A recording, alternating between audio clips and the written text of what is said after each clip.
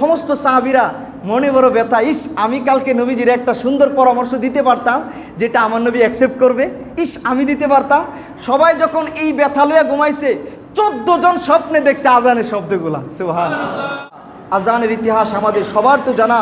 আমার নবীজি যখন মসজিদে নববীতে যখন মদিনা শরীফে হিজরত করে গেলেন, আগে মক্কা ছিল বাক্কা, আমার নবীর নূরের ছোঁয়া পেয়ে বাক্কা হয়ে গেল মক্কাতুল মুকাররমা। বলেন না সুবহানাল্লাহ। আবার নবীজি হিজরত করে নানার দেশ ইয়াসরেবে গেলেন। ইয়াসরেব যেখানে গোত্রে গোত্রে সুডুখাডু ইস্যু নিয়ে ঝগড়া লেগে থাকতো, হাই হাই প্রচণ্ড রকমের বছর কি বছর ঝগড়া লেগে থাকতো। TW war, wine and women, মদ নারী এবং যুদ্ধ ছাড়া তারা তাদের দিন কাটানোর কল্পনাও করতো না। কিন্তু যেই মাত্র আমার দয়াল নবীর নূরের কদম মোবারক পড়লো ইয়াসরেবে, তা হয়ে গেল মদিনায়ে মুনাওয়ারা। আজকে সারা পৃথিবীর মানুষ সে মদিনার জন্য পাগল। তারা প্রেম নিয়ে বলে golden Madina, oh my sweet Madina, I cannot forget you dear Medina, I cannot forget you dear Medina, cannot forget, could not forget dear Medina, cannot forget, could not forget dear Medina, I cannot forget you dear Medina, I cannot forget you dear Medina. You are better than Arshe Mualla, you are the best on earth of Allah, you are better than Arshe Mualla, you are the best on earth of Allah. Our prophet is sleeping in Medina, I cannot forget you dear Medina, I cannot forget you. বাংলাটা বললে তো সবাই পারবেন। সোনার Medina আমার প্রাণের Medina, সব বলিব কিন্তু তোমায় বলতে পারি, সব বলিব কিন্তু তোমায় কেমনে বলবেন। খুলুকে আজিম প্রতিষ্ঠা করেছেন যে মদিনা শরীফে। খুলুক বা চরিত্র হয় 3 ধরনের। একটা হলো খুলুকে করিম, আরেকটা হলো খুলুকে হাসান, আরেকটা হলো খুলুকে আজিম। খুলুকে করিম হলো কেউ আমার একটা চর দিয়েছে, আমিও তারে বিনিময় স্বরূপ একটা চর দিলাম, যে কোনোভাবে আমি তারে বিচারটা সমান সমান করলাম, এটা হলো খুলুকে কারিম, চলনসই বিচার সমান সমান হয়ে গেল। আরেকটা হলো খুলুকে হাসান, যেটা হলো আরেকটু উন্নত, অর্থাৎ আমাকে কেউ চোর দিয়েছে, হয়তো সে না বুঝে দিয়েছে, আমি তারে মাফ করে দিলাম, আমি তারে ক্ষমা করে দিলাম, আমি তারে মাফ করে দিলাম, এটা হলো খুলুকে হাসান, এটাও মোটামুটি উন্নত। কিন্তু আমার নবীর চরিত্র এত উন্নত, আমার নবীর চরিত্র হলো খুলুকে আজিম। এটা মানে কি জানেননি? কেউ আমারে আঘাত করেছে, আমি শুধু তারে মাফ করে দিয়েছি এতটুকুই না, বরং আমাকে যে আঘাত করেছে আমি উল্টো তারে বুকে জড়িয়ে নিয়েছি, আমি তারে মাফও করে দিয়েছি, আমি তারে বুকে জড়িয়ে নিয়েছি। এটা কেমন আদর্শ? দয়াল নবীর আদর্শ, এটার কোনো তুলনা হতে পারে না। আমাদের জান কুরবান হয়ে যাক আমাদের সেই দুজাহানের আদর্শ, রোল মডেল, কলিজার টুকরা দয়াল নবীর জন্য। আমার নবী মদিনায় গেলেন, ধীরে ধীরে আকাবার শপথে যারা শপথ নিয়েছিল, মানুষের সংখ্যা, সাহাবার সংখ্যা, মুসলমানের সংখ্যা বাড়তেছে বাড়তেছে। এক পর্যায়ে অনেক যখন হয়ে গেছে, সাহাবীরা আরজি করলো, হুজুর নামাজের সময় হয়ে গেলে সবাইরে ডাকতে একটু অসুবিধা হয়, চলেন আমরা একটা মিটিং করি, সিদ্ধান্ত নেই কেমন করে ডাকা যায়। সবাইকে নিয়ে নবীজি মিটিংয়ে বসলেন। কেউ সিদ্ধান্ত দিল, হুজুর আমরা বাঁশি বাজাবো, বড় আওয়াজে বাঁশি বাজাবো, মানুষ যেন আসতে পারে। না না, এটা বিধর্মীদের সাদৃশ। হুজুর আমরা বড় করে আগুন জ্বালাবো, আগুনের ধোঁয়া দেখে মানুষ নামাজে চলে আসবে। না না, এটা রাখা যাবে না, এটা বিধর্মীদের সাদৃশ। হুজুর আমরা বড় করে ঘন্টা বাজাবো, ঢোল বাজাবো, মানুষ আওয়াজ শুনে চলে আসবে, বড় করে ঘন্টা বাজাবো।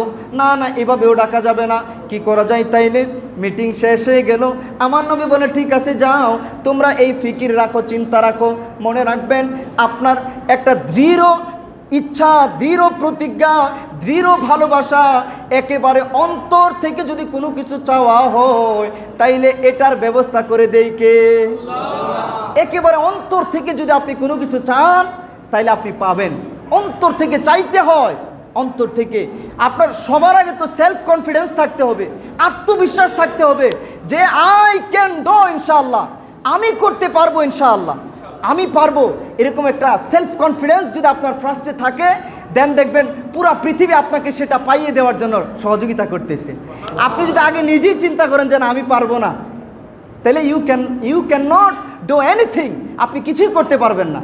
মানুষকে আল্লাহ তাআলা স্পেশাল কোয়ালিটি দিয়েছে ব্রেইন, যেটা হাজার কম্পিউটারের চাইতে দামি। কিন্তু আপনাকে যেটা করতে হবে সেটা হলো you have to find out your quality. আপনাকে আপনার যে হিডেন কোয়ালিটি আছে এটা খুঁজে বের করতে হবে, এবার এটা কাজে লাগাতে হবে। আমরা এটা করি না। মুমিন পরিশ্রমী হয়, মুমিন অলস হয় না। কিন্তু আজ আমাদের পরিশ্রমের নমুনাও নাই।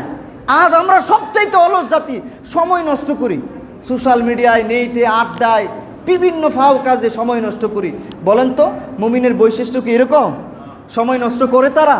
না, মুমিন হচ্ছে পরিশ্রমে হয়। তারা সব সময় ফিকির করে আল্লাহ যে আমারে এত মহব্বত করে এত দামি ব্রেন দিয়ে বানাইছে, আমি এই সমাজের জন্য, এই জাতির জন্য, দিন ইসলামের খেদমতে কিছু করে যেতেই হবে ইনশাআল্লাহ। 4 জানুয়ারির মতো আমি আসলাম, গেলাম, খাইলাম, মরে গেলাম, হইল না। আমার কিছু করেই যেতে হবে এই সমাজের জন্য ইনশাআল্লাহ। এরকম একটা ফিকির লাগবে, বলেন ইনশাআল্লাহ। আপনি এরকম ফিকির করবেন, আল্লাহ তৌফিক দিবে ইনশাআল্লাহ। আল্লাহ তাআলা তৌফিক দাতা। তো সমস্ত সাহাবীরা মনে বড় ব্যথা, ইস আমি কালকে নবীজির একটা সুন্দর পরামর্শ দিতে পারতাম যেটা আমার নবী অ্যাকসেপ্ট করবে, ইস আমি দিতে পারতাম। সবাই যখন এই ব্যথা লইয়া ঘুমাইছে, 14 জন স্বপ্নে দেখছে আজানের শব্দগুলা। সুবহানাল্লাহ। কাহিনীটা অনেক সুন্দর, আমরা অন্য কোনো জুমায় বলবো। অর্থাৎ জিব্রাইল একটা বাঁশি নিয়ে যাইতেছে, তো দৌড়ে গেছে সাহাবী আব্দুল্লাহ ইবনে যায়েদ রাদিয়াল্লাহু তাআলা, আমারে দেন না, এটা তো অনেক সুন্দর লাগতেছে, এটা আমি বাজাবো, মানুষ নামাজে আসবে। হযরতে জিব্রাইল বলতেছে এটা আমার কাছে থাক, আমি তোমার এর চাইতে উত্তম কিছু শব্দকে শিখিয়ে দিব যেটা আল্লাহ তার হাবিবকে মেরাজের রাত্রে শিখিয়েছেন।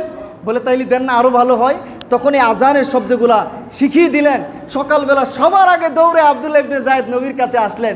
আসার পর আমার নবী বলে, হ্যাঁ হ্যাঁ এই শব্দগুলাই তো আমি মেরাজে শিখেছি, এগুলো আমার বেলালকে শিক্ষা দাও। বেলালের কণ্ঠ উঁচু, বেলালের কণ্ঠ মধুর, বেলালকে শিখিয়ে দাও। বেলাল যখন মসজিদের মিম্বরে উঠে আজান দেয়, হযরত ওমর তো দৌড়ে আসছে, হুজুর আমিও তো এই শব্দগুলো দেখছি, হুজুর আমি ভাবছিলাম সবার আগে আমি বলবো। আরেকজন আসছে, হুজুর আমিও তো দেখছি। 14 জন দেখেছে। এই হাদিস মুতাওয়াতির হয়ে গেছে।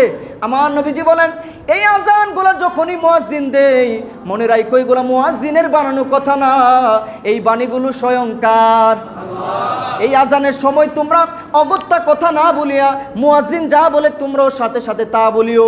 শুধুমাত্র আশহাদু আন্না মুহাম্মাদুর রাসূলুল্লাহ যখন বলে তোমরাও আশহাদু আন্না মুহাম্মাদুর রাসূলুল্লাহ বলে সাল্লাল্লাহু আলাইহি সাল্লাম বলো। হাইয়া আলাস সালাহ হাইয়া আলাল ফালার সময় তোমরা লা হাওলা ওয়ালা কুওয়াতা ইল্লা বিল্লাহ বলো। এরপরে দুরূদ শরীফ পড়িও। দুরূদ শরীফ পড়ে এই যে আল্লাহুম্মা রাব্বা হাযিহিদ দাওয়াতিত তাম্মা, এই দোয়াটা পড়িও। আমি নবীর শাফায়াত তোমাদের জন্য ওয়াজিব হয়ে যাবে। আজানের জবাব দেওয়া ওয়াজিব, আমরা আজানের জবাব দেই না, দুরূদ শরীফ পড়ি না। আমরা জান্নাতের রাস্তা নিজেরাই কঠিন করে নিতেছি। উজু করার সময় আমার দয়াল নবী বলতেন উজুর সাথে গুনাহ জড়ে যায়। তোমরা বড় আদবের সাথে উজু করো। আল্লাহ এই হাত দিয়ে কত গুনাহ করে ফেলেছি, নিজের প্রতি নিজে কত জুলুম করেছি, এই চোখ দিয়ে কত গুনাহ করেছি। এইভাবে বড় শর্মিন্দা হয়ে, বড় লজ্জিত হয়ে তুমি যখন উজু করবা, উজু করে কালিমে শাহাদাত পড়বা, এখনো তুমি মসজিদে আসো নাই, তার আগে আল্লাহ গুনাহ মাফ করে 8খানা জান্নাতের দরজা তোমার জন্য খুলে দিবে। আল্লাহ আমাদেরকে নবী এবং আহলে বায়াতের আদর্শগুলো জানার, মানার, আমল করার তৌফিক দান করুক। আল্লাহ আমাদের